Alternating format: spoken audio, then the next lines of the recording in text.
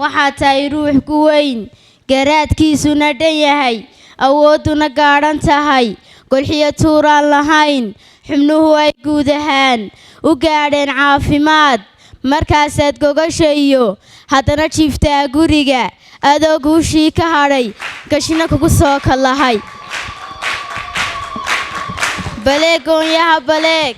waxaa guuraynayee curyaan weynaanu guday gasiinkuu cuni lahaa waxaanu ku gaadhayaa habka aad garanaysiyo gurguurashadaa taqaan baleeg goonyaha baleeg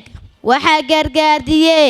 garaadaha loo sursuday gugaagii weeye oo ka guuray kaslaannimee adoo lugi kaa gonayn gacmuhu laba kuu yihiin indhuhu ay gaadhayaan gallaydhada duulayee hawada guudkeeda mara maxaa kaa dhigay gabnada adoo qof ahoo waxgala adoo garashada caqliga guluhu kuu buuxiyo garaadka xanuunka qabin maxaad uga gaabiso gadaasha u doorato